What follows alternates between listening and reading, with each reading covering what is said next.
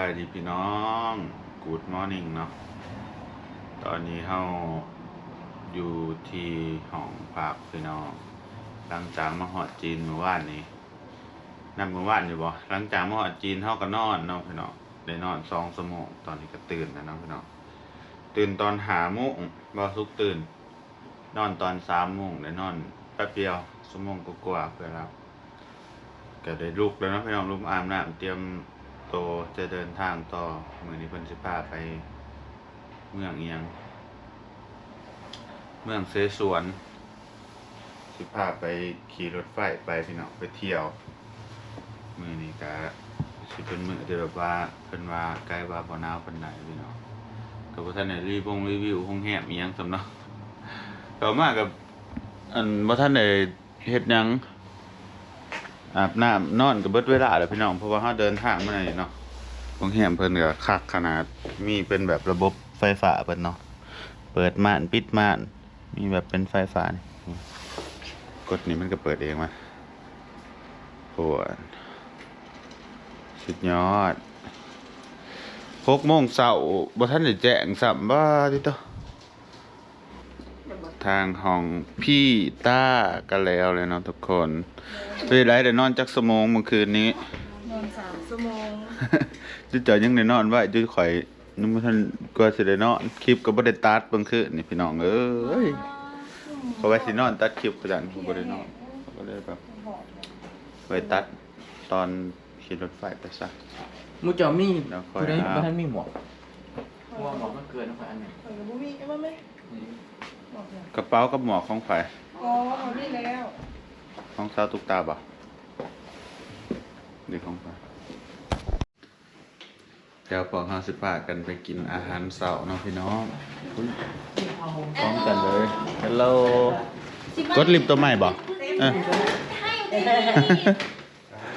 นอนบ่ได้นอนเลยเจ็บตาอยู่นี่วิ่งอยู่กดมันสิเปิดด้วยให้เขาดูก่อน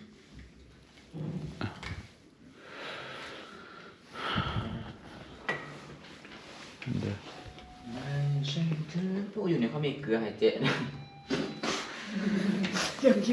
ขี้มูกคือไอ้คนเกือบผูกโดดเบิ่งหนึ่งเกือบขี้มูกเลยคนแตกเอ้าโอ้ตัวใดมันมากขึ้นนั่นมากขนาดนี้ตัวนี้ตัวหันเอาตัวนั้นลงมาลูกแก้วลงกันเลยไม่ได้สัตว์หาเนาะทุกคนหลายคนถามมาซื้อห้องแฮมอีหยังภาษาจีนนะพี่น้องไม่มีซื้อเป็นชื่อภาษาจีนมาจากสิบอก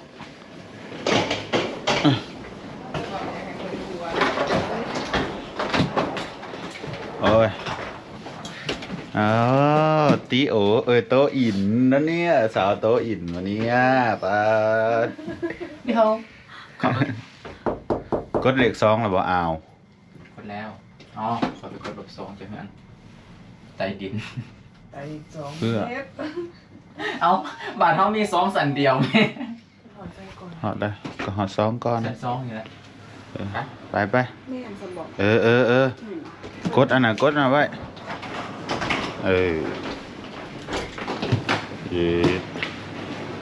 This is the ห้องน้ำมารีวิวอาหารจีนกันนะเป็นอะไรนะโอ้โหกระเป๋าแบบลาย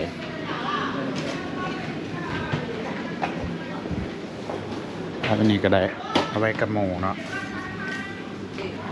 ได้คูปองอาหารเช้าออกมาแล้วไปคิดว่าน่าจะยังบ่ทันมีใครมาจดมั้งเพราะมันเสาร์หลายว้าวมีกระจูเฮาด้วยนี่เมนูอาหารเช้าของประเทศจีนเอาอันนี้น่าจะเป็นผัดอีหยังกับบ่ฮู้น่าจะเป็นผัดเต้าหู้อันนี้อาหารวางบ่พูดอาหารวางอันนี้บ่ฮู้อีหยังแต่ว่าได้กินมาละเว้ยน่าจะแซ่บน่าจะแซ่บเดี๋ยวเข้ามาเบิ่งประเภทอาหารเขาจังหวัดธันมาพี่น้องเขาตื่นเช้าหลาย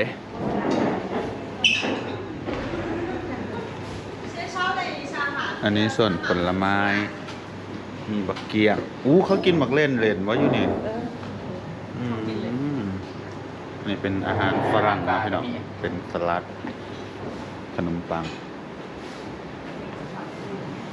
อาหารเราขึ้นมาเดี๋ยวเราอาหารแบบนะครับผมบอกนะว่ามีแค่นี้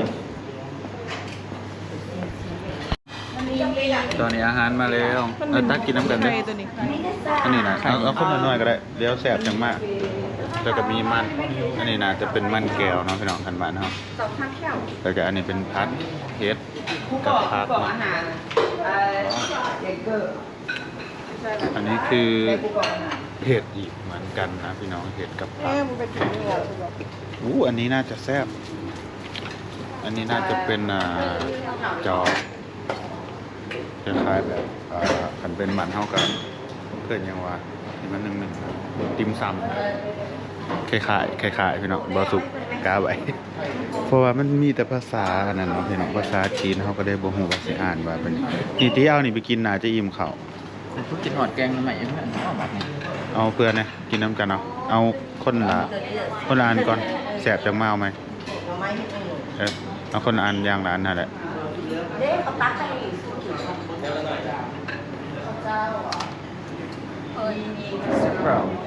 บ่ฮู้คือกันจังอีเมนูอาหารจะเอิ้นหยังบ่ฮู้คือกันไอ้นั่งน้ำกัน แต่ว่าอันนี้น่าจะแซ่บเด้อคล้ายๆติ่มซ้ำบ้านเฮาบ่จักเนาะทั้งรุ่นมันหลายอยู่ได้ล่ะเพราะว่าเจ้าหันลองเอาไปซิมก่อนคันโอเคมาตักใหม่เอาอย่างละอัน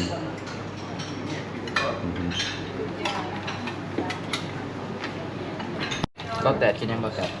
อันนี้น้ำส้มอ้วนอันบ่มีน้ำเป้าบ่น้ำซื่อๆนะไหมไม่บอกเอาเพื่อคนนี้อันนึงเลยแต่บาตีเป็นคนโกซัสบาสุกสีรีวิวให้เบิ่งเนาะอาหารเสาร์อยู่จีนวันแรกวันทำอีทเฮาอาหารกะมีแต่แบบว่าบ่เคยเห็นเลยเอาไปซิมไปก่อนเบิ่งรสชาติมันก่อนว่ามันสิแบบแซ่บแฮงบ่โตแบบคนจีนน้ำส้มมันเป็นน้ำส้มห่อนนี่ครั้งแรกห่อนนี่บ่นี่แท้ ซิมเบิ่งเอาลองมาซิมเบิ่งน้ำส้มห่อนจังได๋เขาเคยได้กินเคยได้สัมผัสได้แล้วน้ำส้มขวดเอามาปนน้ำห่อนบ่แม่นน้ำส้มสดแต่ว่าก็โอเคแซ่บน้ำส้มมาเฮบูบอยนะคล้ายๆแบบนั้นเอื่อยค่อยแบบกินตะหมากไปเนาะแต่เฮาสิได้สัมผัสโต๊ะแบบคนจีนเนาะพี่น้องก็คือแบบโต๊ะมันมุนได้เนาะเอาขึ้นไปนี่ก็ได้กินน้ำเนี่ยโอ้ยลืมเอาอันนั้นมาลืมมาเมทูตีเอาเมทูไม่แน่ตี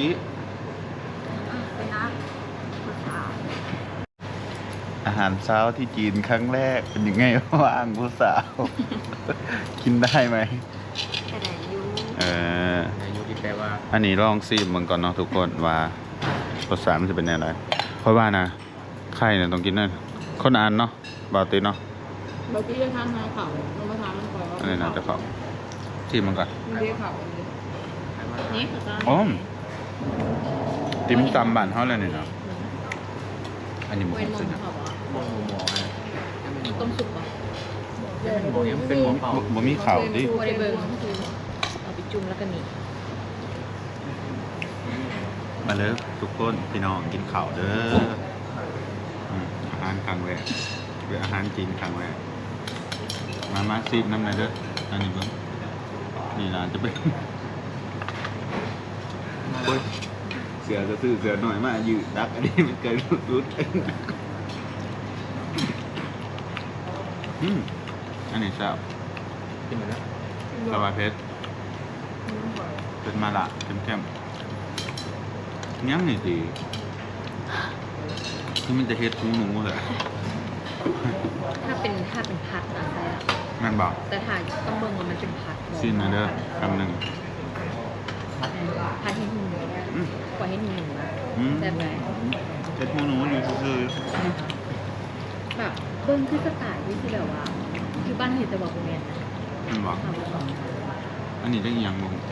ที่มันอันนึง เดี๋ยวก็แบบไปหวี ที่โมจิเนี่ย หัวข้าวบ่งแสบที่สุด ดึงเดียว อันนี้ไม่แสบที่สุดข้าวบ่งบ้านเรา แป้งซาลาเปาบ้านเฮา ซาลาเปาที่มันเป็นแป้ง หักทุก เอามากินกับ ทุภาคต้องมี ก็มันน่ะ อ๋อ คล้ายๆแบบเขา ไปฟุกก้ นี่เอานี่มากินนี่ ไปกินข้าวผัดกุ้งแล้วก็กุ้ง นี่ เป็นมื้อสุดท้ายกับข้าวผัดกุ้ง เอามากินกับซาลาเปาเนี่ย ก็มาบ้านเขาลองไปกินก็จะให้มันคือเขาบุกฟุกเลย อันนี้คล้ายๆซาลาเปา ทุกที่น้ำมะเปียกเนาะ อืม ที่ตอนนี้มันจะแสบให้หอมเกิน ก็อย่าง ต้องลวก อืมย้อนเจ้าของมัน มันถึงจะทานกับหมูแต่ไม่แสบบนเป็นหมู น้ำถึงกัน ใครกินไข่แดงบ้าง อืมค่ะ เป็นยังเดี๋ยวกิน นาทามว่าใครกินไข่แดงบ่ แซ่นะ แล้วใจออกเลยแล้วแล้ว ต้มหมูแดง เออ ปกติ มือนี้เขานั่งกินครับบาวตีเอตาแล้วก็เอตาแล้วก็ซาปุ๊ก หมักแตง บอกมันบักเล่นขวาใส่ไข่ชื่อเป็นแสบๆเลยมันตำใส่ตำมะฮุ่งเขามากอยู่บักเด่นด้วยเอาหมุนไปเอื่อยไปหมุนโหลด โตแบบคนจีนก็สิประมาณนี้เนาะหมุนได้เด้ขาดได้แป้งนั่นโตนี่อยู่แล้วครับ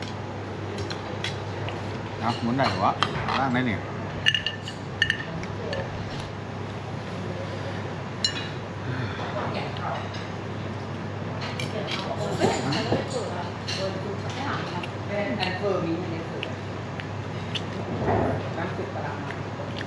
เออแล้วเฟอร์ดิค่ะ ร่วงทุกอย่าง อันนี้ยังตัวหนึงเขียว กินอย่าทานเลย ดองพักดองหน่อไม้ดองแซ่บอยู่แต่ว่าเป็นอย่างเจ็บของมันมาปวดบวกก็อยากให้มันเจ็บของบ้างต้องไข่ก่อนอันนี้เป็นไข่แบบกู ไข่ไข่พัน เป็นไข่ไข่พะโล้อ่ะกูเปลือกแน่นี่เนาะ จะลองมาดู มันโถ ครับผมหนอกเลย คือมันของมันโถมันมีแต่ว่ายิ่งใส่กับกระเพราเผ็ดหมักเผ็ดมันพิเศษดิมาเร็วมาเร็ว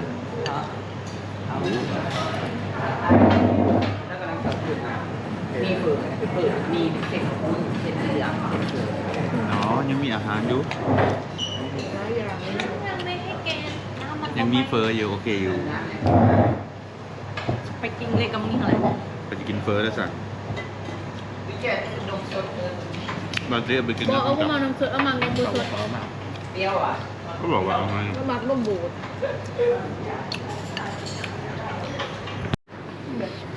อยู่ใส่มันโมแมนอันนี้คือข้าวต้มมั้งโอ้ข้าวต้มฮะกับมา อันนี้ข้าวต้มพี่น้องเขาจะพากับเอามา นี่มาตัวอันตัว ข้าวต้มทั่ว ตัวเหลือง มั้งแต่ก็ซิมีเฟอร์นำเลยแต่ว่าเป็นมาทันได้เอามา ทุกคนเป็นมาทันได้แล้วน้ำซุป ขนมแล้วซื้ออันนี้หมักตัว อืม ขนมนี้หมัก มีข้าวต้มนำเลยพี่น้องอันนี้เข้ามาทำข้าวเนาะมีเฟอร์นำแต่ว่าน้ำซุปบ่ทันฮอด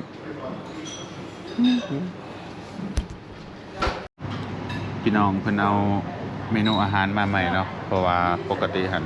เพิ่นเปิดตอนสวยแต่ว่าทัวร์เฮามาแต่เช้าก็เลยอาหารมาทีละอย่างทีละอย่าง คือมัน เดี๋ยวพาไปเบิ่งอีกรอบหนึงเนาะพี่น้องว่ามีหยังแหน่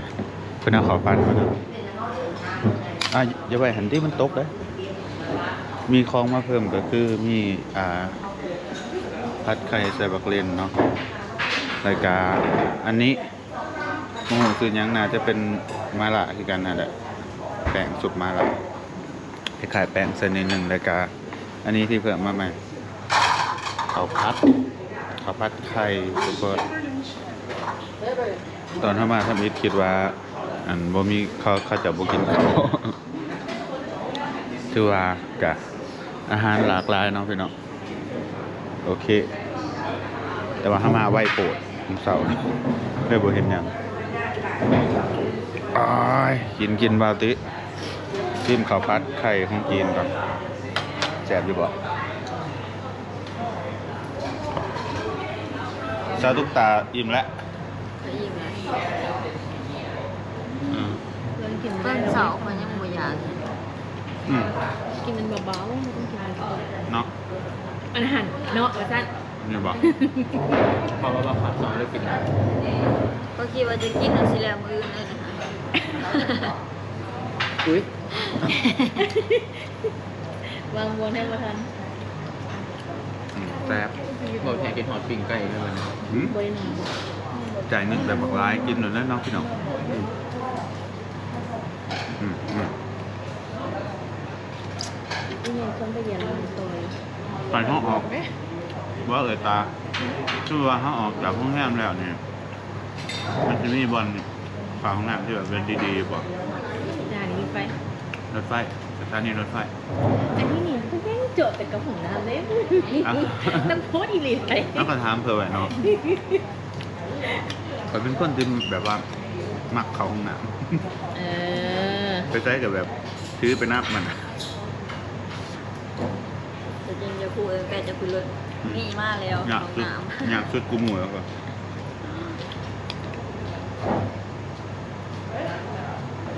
โคตรบ่ได้แล้วอืมอืมครับสักหลักพี่น้องอืมกินข้าวแล้วเนาะพี่น้องเดี๋ยวเราสิพากันเดินทางต่อไกลน่ะไป7 โมงเอาเลยสากูหมูได้นี่นี่ไกลน่ะไป7 โมงเขาเลยอู้ออกมาอากาศข้างนอกแบบเย็นนะ สีการขึ้นหรือยังครับ โอ้มีฝนนะ ไปยังรถเลยหมอกฝน ฝนตกน้ำบ่เนี่ยบ่ท่านแจ้งสำนอ7 โมงล่ะ รถ7 โมงอะไร เขาสาก่อนหมอหน่อยหนึ่งเพราะว่าตาเราเจ็บท้อง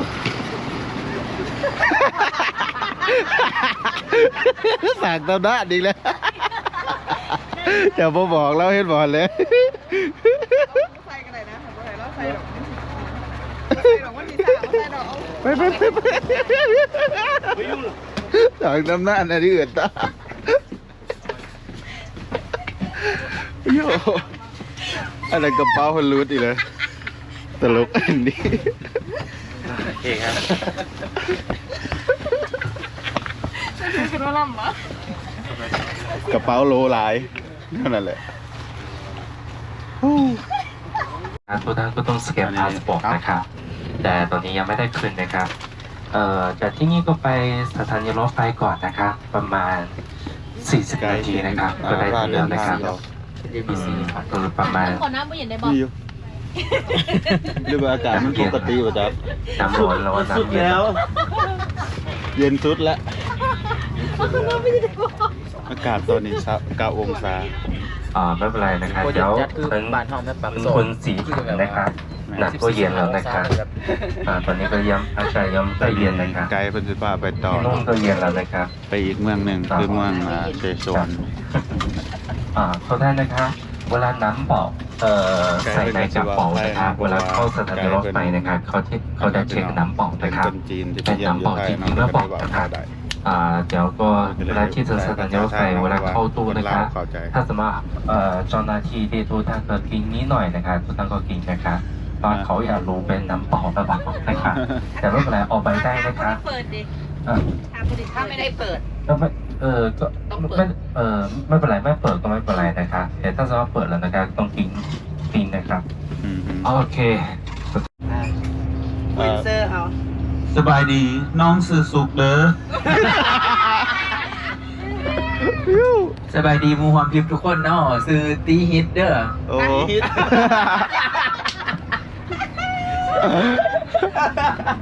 สบายดีตอนเสาร์เด้อทุกคนสุริตามาแต่ปากเซ่ปากใต้ บ่แม่นเจ้ามาแต่